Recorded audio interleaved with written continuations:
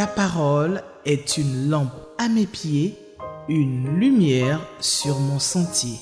Psaume 119, verset 105. La méditation.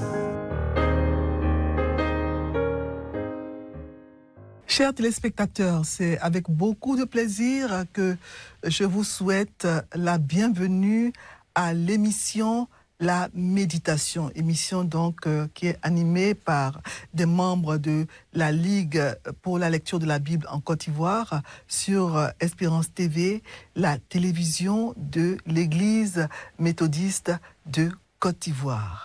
Alors, pour le mercredi 29 octobre 2025, le lecteur de la Bible, qui est le guide que nous utilisons pour méditer chaque jour la parole de Dieu.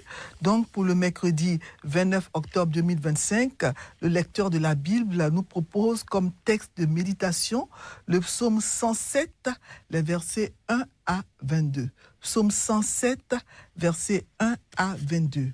Appel à la louange. Nous allons prier avant de lire ce texte. Je m'approche de toi. Je m'approche de toi. Source de vie, source de vie, mon sauveur et mon roi. Source de vie, source de vie, mon sauveur et mon roi. Fais silence en mon cœur, fais silence en mon cœur. Viens et me parle, viens et me parle, ô mon divin sauveur. Viens et me parle, viens et me parle, ô mon divin sauveur. Mais Seigneur, nous nous tenons à tes pieds et nous te demandons de nous parler, Seigneur, à travers ce texte, le psaume 107 que nous allons lire maintenant.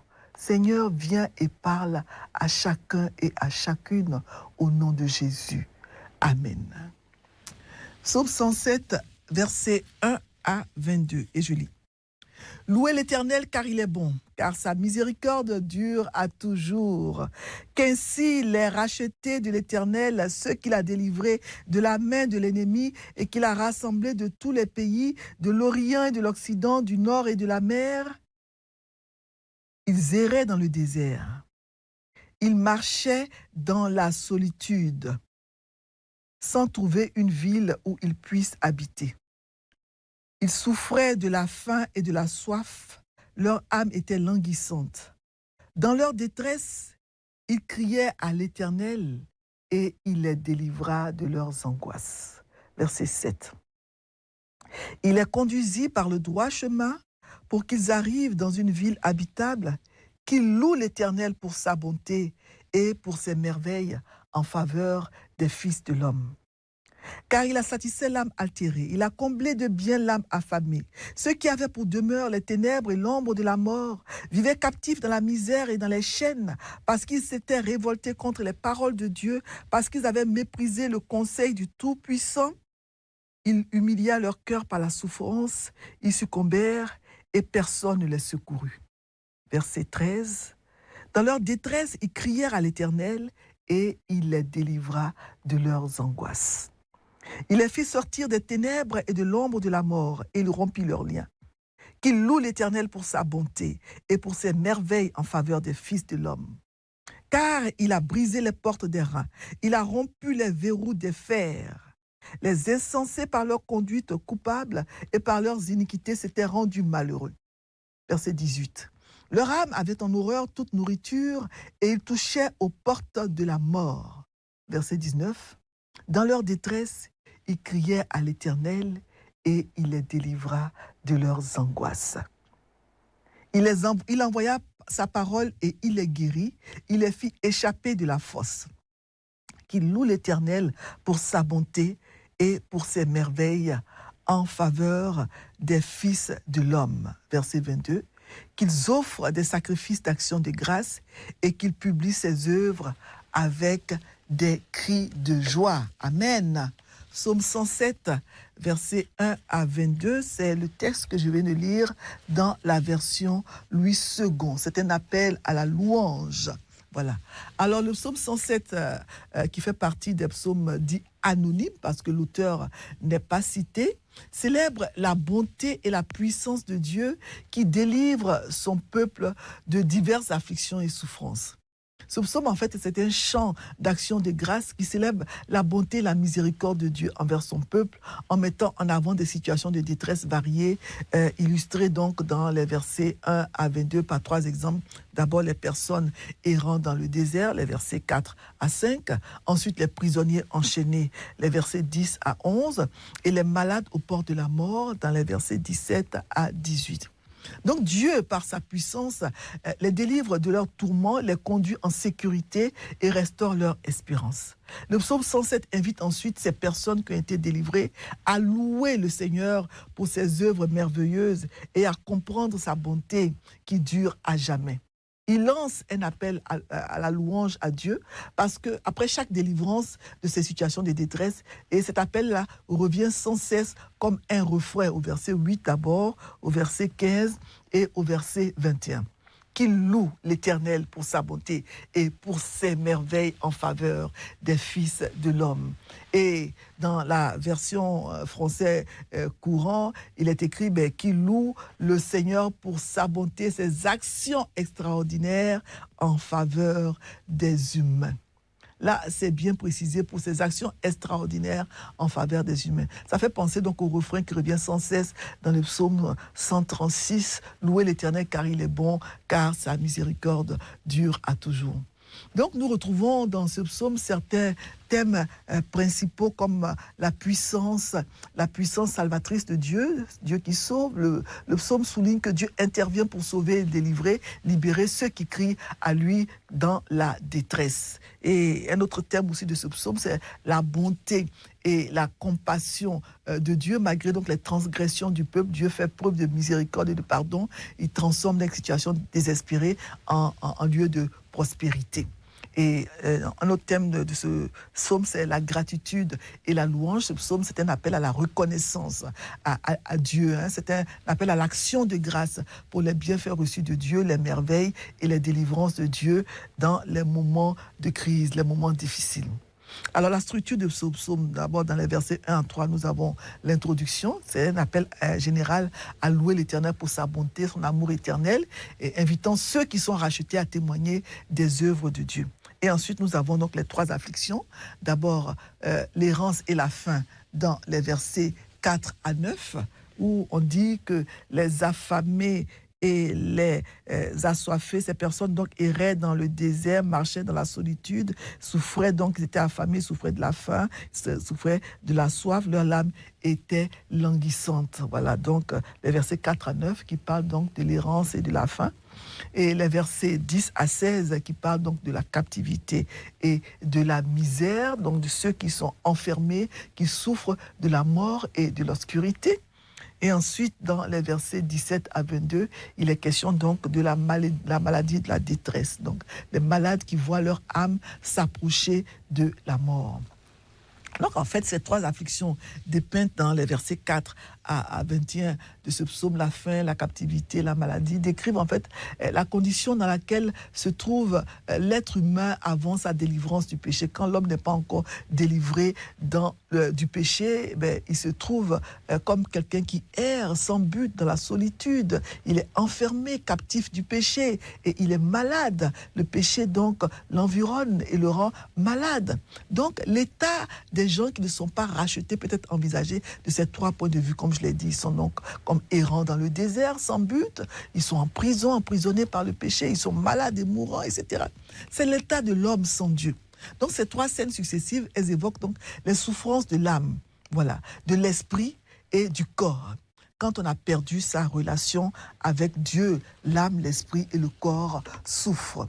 Voilà. Donc, dans l'introduction, les versets 1 à 3, on a un appel général à louer l'Éternel pour sa bonté, son amour éternel, qui invite, le psalmiste invite ceux qui sont rachetés donc, à témoigner des œuvres de Dieu. Donc, ce psaume commence au verset 1 par ces paroles, louez l'Éternel, car il est bon, car sa miséricorde dure à toujours. Alors, nous touchons ici un aspect important du caractère de Dieu, sa bonté. Le psalmiste demande de louer Dieu parce qu'il est bon. En effet, les hommes chrétiens ou non parlent beaucoup du bon Dieu. On entend souvent les gens dire le bon Dieu, le bon Dieu. Mais Dieu n'est pas le bon Dieu qu'ils pensent. Le Dieu qui tolère le péché, qui accepte tout le monde au paradis. Le Dieu de la Bible est certes bon et c'est vrai. Il est bon, il est amour, c'est vrai. Mais il est aussi un Dieu juste qui ne peut pas supporter le péché. Il n'y a que les rachetés qui puissent célébrer sa bonté, ceux qui ont été délivrés de la main de l'ennemi. C'est pour ça qu'il dit que les rachetés disent louer l'Éternel. Les rachetés de l'Éternel, ceux qu'il a délivrés de la main de l'ennemi. Voilà. Parce que cette bonté, c'est montrer la bonté de Dieu. L'amour de Dieu, c'est manifesté dans leur rachat, dans leur délivrance du joug de Satan. Ces personnes qu'il a rachetées de la main de l'oppresseur, de l'ennemi, qu'il a rassemblées de tous les peuples, de tous les pays plutôt, du levant au couchant, du nord, de la mer, etc., pour faire d'eux un peuple de personnes rachetées. Ce sont ces personnes-là qui connaissent, qui ont expérimenté la bonté de Dieu et qui doivent le louer. Donc on a ici 3 preuves de la bonté de Dieu. Dieu nous rachète. Il nous délivre de la puissance de Satan pour nous rassembler afin de faire de nous un peuple constitué, de racheter, venant de toutes les races, de toutes les couleurs, venant de tous les pays du monde. Jean, dans le livre de l'Apocalypse, le dit bien au chapitre 7, au verset 9, il parle justement d'une foule qu'il a vue, une foule que personne ne pouvait compter, une foule qui était composée de personnes de toute nation, de toute tribu, de tout peuple et de toute langue. Voilà. Et dans les versets 4 à 9, il est question des personnes errant dans le désert et souffrant de la faim et de la soif que Dieu a délivrées. Les souffrances de ces personnes leur ont arraché des cris de détresse. Ces personnes étaient angoissées. Elles ont poussé des cris de détresse. Dieu, dans sa bonté, les a délivrées. Elles étaient perdues dans le désert, ne sachant où aller. Elles ont crié à l'Éternel et leurs prières ont été exaucées. Dieu, dans sa bonté, a exaucé leurs prières et il a rassasié leurs âmes languissantes. Dieu les a comblés de sa bonté, les a conduits par le droit chemin pour qu'ils retrouvent leur chemin et arrivent dans une ville habitable. Ces personnes s'étaient perdues dans le pire endroit possible, le désert où on est entouré de sable, où il n'y a aucun moyen de se retrouver sans guide. Tout comme sans Dieu, le pécheur est perdu dans le péché. Nous étions tous errants comme des brebis. Chacun suivait sa propre voie et l'Éternel a fait retomber sur lui l'iniquité de nous tous, dit le psaume 53, verset 6. Sans Dieu pour nous guider, nous conduire dans ce monde avec sa parole, nous sommes comme des personnes errantes dans le désert. On ne sait pas où on va et notre vie n'a pas de sens. Notre vie est improductive, comme un désert aride. Et la faim et la soif de Dieu qui se trouvent en tout être humain ne peuvent pas être étanchées par les choses de ce monde. C'est pour cela que c'est à Dieu qu'il faut venir, qu'il faut crier, comme les pèlerins en détresse du verset 6, pour être délivré de l'angoisse. Jésus lui-même, dans Jean 6, 35, un verset bien connu, il dit « Je suis le pain de vie, celui qui vient à moi n'aura point faim, celui qui croit à moi n'aura jamais soif. » C'est à Jésus qu'il faut venir pour être nourri, rassasié, désattiré. C'est Jésus qui peut étancher la faim et la soif qui se trouvent en tout homme. Dans leur détresse, ces malheureux ont crié à l'Éternel et il les délivra de leurs angoisses. Amen. Dans les versets 10 à 16, il est question de la deuxième affliction, la captivité et la misère. Ceux qui sont enfermés, souffrant de la mort et de l'obscurité. Il faut savoir que beaucoup d'Israël ont enduré des traitements cruels, inhumains, quand ils étaient en captivité. Ils étaient enfermés dans de sombres prisons, ils avaient pour demeure les ténèbres et l'ombre de la mort, selon le verset 10. Ils étaient dans les fers de la souffrance, au propre comme au figuré. En effet, les Assyriens et puis les Babyloniens, qui les avaient emmenés en captivité, ils traitaient souvent leurs prisonniers de manière impitoyable. On dit même que les Assyriens traînaient leurs victimes à l'aide de hameçons plantés dans la chair. On peut le lire dans Amos 4, 2. où il est dit, voici les jours viendront où on vous enlèvera des crochets et votre postérité avec des hameçons. Les jours viendront où on va vous enlever avec des crochets et on va enlever votre postérité avec des hameçons. C'est ce que Amos 4:2 dit. C'était vraiment cruel, inhumain. Les Babyloniens, eux, gardaient parfois leurs prisonniers enchaînés pendant des années. Alors pourquoi le peuple de Dieu a connu toutes ces souffrances? La réponse se trouve au verset 11. Parce qu'ils s'étaient révoltés contre les paroles de Dieu, parce qu'ils avaient méprisé le Tout-Puissant, ils avaient méprisé le conseil du Très-Haut. Voilà, c'est ce qui arrive à l'homme quand il tourne le dos à Dieu. Dieu les a donc punis délibérément selon le verset 12. Il a humilié leur cœur par la souffrance. Toutefois, quand ils ont crié à l'Éternel pour être délivrés, il leur a manifesté son infinie miséricorde en les sauvant de leurs angoisses. Il a manifesté son amour en ouvrant les prisons dans lesquelles ils étaient enfermés et en brisant leurs chaînes pour qu'ils soient libérés selon le verset 14. Et à la suite de cette délivrance, le psalmiste entonne pour la deuxième fois au verset 15 le refrain qui loue l'Éternel pour sa bonté et pour ses merveilles en faveur des fils de l'homme. Si nous nous trouvons dans la même situation que ces Israélites qui étaient en captivité, si nous sommes emprisonnés par les péchés de tout genre, les vices, toutes sortes de mauvaises habitudes et pratiques, les façons dont le diable maintient les êtres humains en captivité sont nombreuses et on ne peut pas les citer toutes. Mais nous sommes captifs, prisonniers de quelque manière que ce soit. Si nous sommes captifs, nous devons crier à l'Éternel, comme l'ont fait les Israélites, et il nous délivrera comme il a fait pour eux. On parle ici de cris. Ces personnes ont crié à l'Éternel. Ce sont des cris que leur arrachaient leur souffrance. Ces cris qu'ils ont poussés étaient causés par la souffrance. Vous savez, quand on est dans une situation désespérée, on ne peut pas parler doucement. On ne peut pas prier en riant. Quand le feu nous brûle, on crie de douleur. C'est comme ça aussi. Quand on est dans le feu de la souffrance, on pousse des cris de douleur, mais c'est à Dieu qu'on adresse ces cris. La souffrance pousse à la prière. C'est souvent quand nous passons par des moments difficiles de souffrance, de maladie ou autre, que nous prions beaucoup. Et ce n'est pas mauvais, mais il ne faut pas attendre la souffrance pour le faire.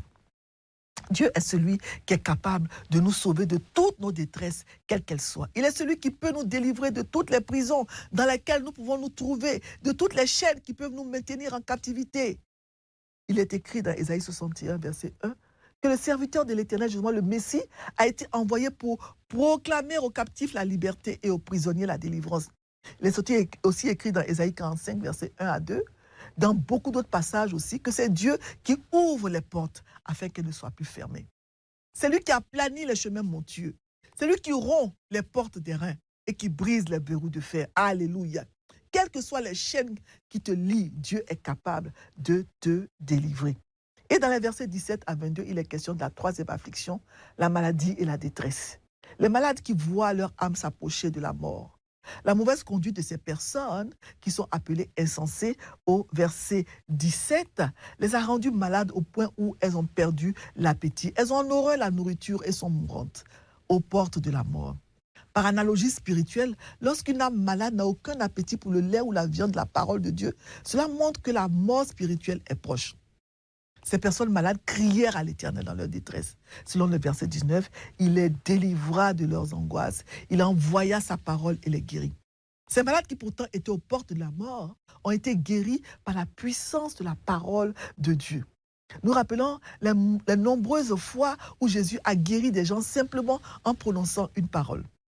Ces malades et affligés ont été délivrés de leur maladie par la parole puissante de Dieu. Dieu peut le faire encore aujourd'hui. Il n'a pas changé. Jéhovah Rapha, qui est le même hier, aujourd'hui et éternellement, peut encore aujourd'hui guérir en disant seulement un mot, comme ce centenier qui, dans Matthieu 8:8, avait demandé à Jésus de dire seulement un mot pour que son serviteur soit guéri. Nous pouvons dire pour conclure, avant de répondre aux questions du jour du lecteur, que le psaume 107, c'est une invitation à célébrer la puissance de Dieu qui transforme les situations de détresse et de désespoir en moments de délivrance et de joie. Il nous enseigne à garder notre foi en Dieu, même dans l'adversité, et à crier à lui pour obtenir son aide, parce qu'il est le seul à pouvoir apporter le salut et le bonheur véritable. Alors, le lecteur nous propose 3 questions pour le mercredi 29 octobre. La question 2, la question 3 et la question 7. Question 2, qu'est-ce que ce passage m'apprend sur Dieu le Père, Dieu le Fils, Dieu le Saint-Esprit? Ce passage m'apprend que Dieu délivre. Quelle que soit la situation par laquelle je passe, Dieu est capable de me délivrer. Dieu délivre. Et c'est vraiment important. Et la question 7, quelle vérité Dieu me révèle-t-il? Il y a plusieurs vérités, mais je retiens que, en lisant ce texte, je vois que la prière, elle est aussi efficace sur un lit de mort que dans le désert ou en prison. Elle peut être essayée, elle peut être dite en tout lieu et circonstances avec un résultat certain. Nous pouvons prier pour nos douleurs et nos faiblesses corporelles, nos maladies. Nous pouvons également chercher des réponses auprès de Dieu. Lorsque nous n'avons pas d'appétit pour la viande, nous pouvons avoir un appétit pour la prière, qu'on n'a pas d'appétit pour la nourriture parce qu'on est malade. On peut avoir un appétit pour la prière et prier. Et nous voyons comme vérité aussi que le Seigneur, il est celui qui brise les portes et les barreaux, les verrous les plus solides, quand vient le temps de libérer ses prisonniers spirituellement. Vous vous rappelez l'histoire de Pierre qui, quand il était en prison, a été libéré miraculeusement. Dieu a envoyé ses anges, malgré les fers qui lui liaient les mains et les pieds. Voilà. Donc le Seigneur Jésus a brisé les liens spirituels les plus puissants et nous a vraiment libérés par sa mort sur la croix. Voilà. Donc, Dieu est capable de briser les portes et les barreaux les plus solides. Et c'est vraiment important de le savoir, que Dieu est celui qui peut nous libérer. C'est une vérité. Et la question 3, y a-t-il un exemple à suivre ou à ne pas suivre? Mais l'exemple à suivre est évidemment l'exemple de ces pèlerins, de ces personnes qui, passant par ces moments de détresse, ont crié à l'Éternel. Voilà. Quand on a besoin d'aide, on va vers une personne qui est capable de nous apporter cette aide-là. Quand on a besoin d'argent, on ne va pas demander l'argent à une personne qui n'en a pas. Non, on va demander à une personne qui en a. Donc, quand on est dans la souffrance, dans la détresse, dans les moments difficiles, c'est à Dieu qu'il faut crier. Et Dieu, on l'a vu, est capable de nous libérer, de nous délivrer, de nous donner ce dont on a besoin. Parce qu'à lui, rien n'est impossible. Suivons donc l'exemple de ces personnes et venons à l'Éternel quand nous sommes dans le besoin et il nous accordera ce dont on a besoin, la délivrance, la libération et tout le reste. Amen. Nous allons prier. Ô notre Dieu, notre Père, c'est toi qui peux nous délivrer de toutes nos détresses. Et tu sais que souvent dans cette vie, nous passons par des moments de détresse, de souffrance. Que la souffrance ne nous ferme pas la bouche, mais qu'elle nous pousse à crier à toi, qui est le Dieu qui délivre, qui libère, qui apporte la consolation. Ô mon Dieu, aide-nous dans la souffrance à nous tourner vers toi, à ne pas te maudire, mais plutôt à venir à toi dans l'humilité pour demander ton secours. Merci Seigneur d'être celui qui nous délivre, celui qui nous sauve, celui qui nous réconforte, celui qui nous apporte la consolation quand nous sommes en peine, quand nous pleurons. Seigneur, tu es capable d'essuyer les larmes de nos yeux, de nous apporter la guérison quand nous sommes malades. Et plusieurs parmi nous sont malades. Et je prie que tu touches les corps malades, que tu apportes la guérison là où c'est nécessaire, que tu touches les parties malades, parce que tu n'as pas changé. Si tu guérissais hier, tu guéris encore aujourd'hui. Le temps des miracles n'est pas révolu.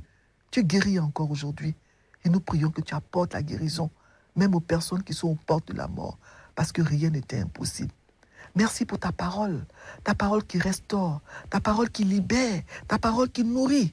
Merci de nous avoir parlé à travers ce texte du psaume 107 et que nous puissions te louer dans toutes les situations que nous traversons, dans les bons comme dans les mauvais jours, parce que ce psaume 107 est un appel à louange. Nous devons te louer en tout temps et en tout lieu. Merci Seigneur. Amen. Amen.